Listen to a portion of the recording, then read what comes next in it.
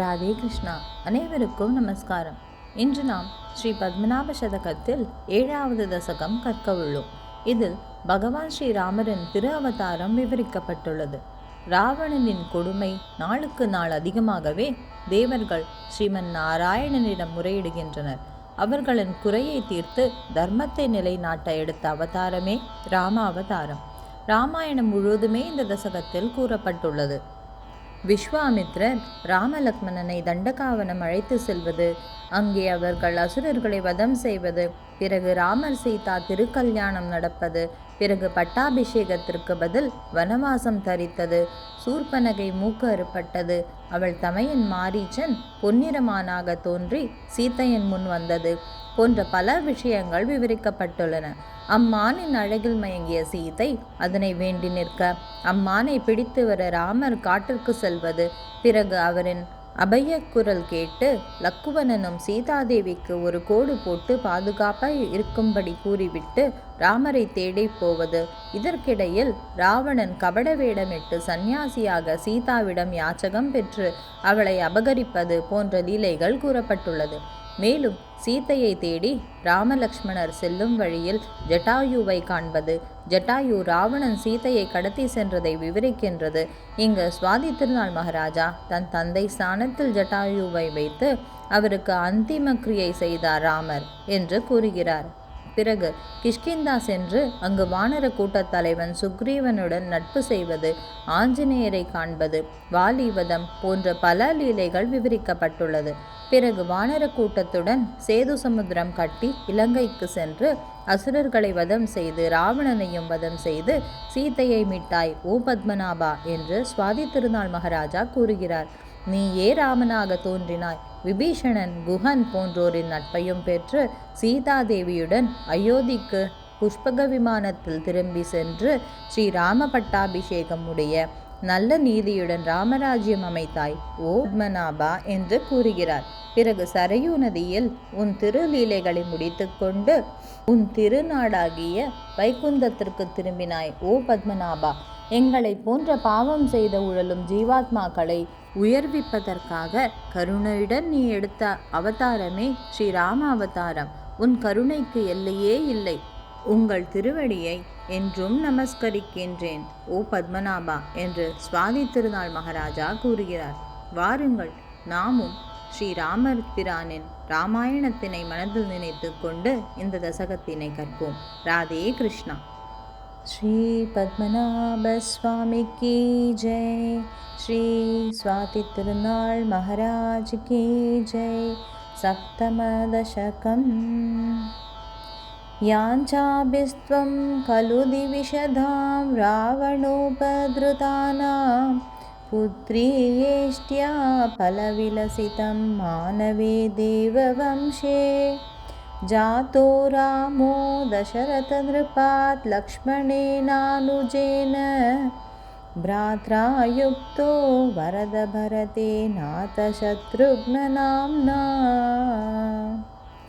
धृत्वा चापं सहजसहितः पालयन् कौशिकीयं यज्ञं मारीचमुखसुमहाराक्षसेभ्यः परं त्वं कृत्वा हल्यां चरणरजसा गौतमस्येष पत्नी भित्त्वा शैवं धनुरथ तथा लब्धवांश्चापि सीताम् मध्ये मार्गागतभृकुपतिं देवजित्वातिरुष्टं भूयो गत्वा परमनगरीं स्वामयोध्यां वसन्त्वम् कैकेयी वाग्भ्रमितमनसः हन्ततातस्य वाचा त्यक्त्वा राज्यं विपिनमगमः दुःखिता शेषलोकः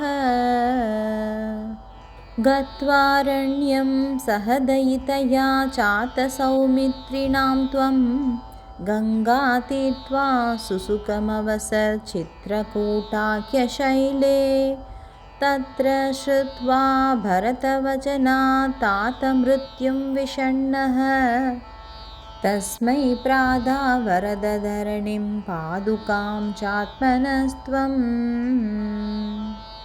भूयो हत्वा निशिचरवरान् द्राविराधादिकांस्त्वं कुम्भोद्भूतेन खलु मुनिना दत्तदिव्यास्त्रजालः भ्रातुच्छिन्न श्रवणविनदच्छूर्पणख्यावचोभिः त्वायातांस्तान् करमुखमहाराक्षसान् त्रावदीश्च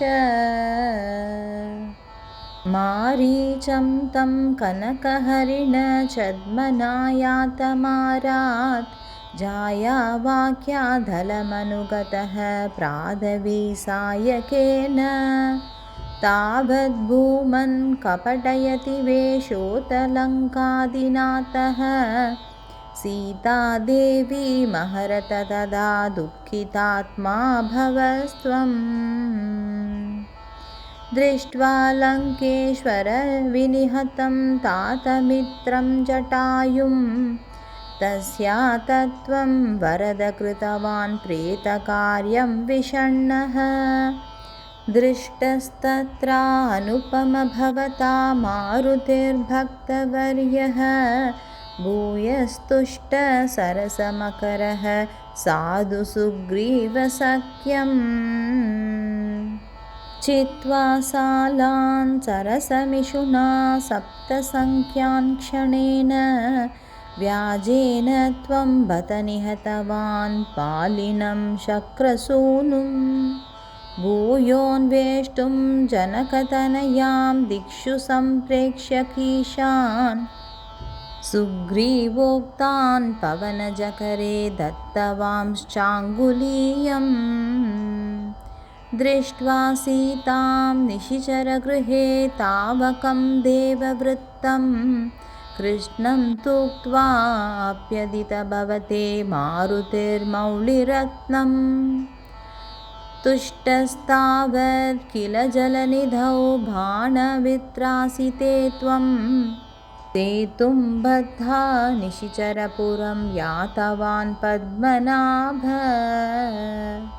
हत्वा युद्धे किल दशमुखं देवसामात्यबन्धुं सीतां गृह्णन् परिहृतमलां पुष्पके राजमानः प्राप्यायोध्यां हरिवरनिषादेन्द्रयुक्तोऽभिषिक्तः त्राताशेषो रहितदयितः चागमोऽन्ते स्वदिश्यम् श्रीहरये नमः श्रीहरये नमः श्रीहरये नमः। सर्वत्र गोविन्दनामसङ्कीर्तनं गोविन्दा गोविन्दा नारायणमखिलगुरुभगवन्नमस्ते। श्रीरामचन्द्रमूर्ति की जय। सीताकान्तस्मरणं जय जय राम राम।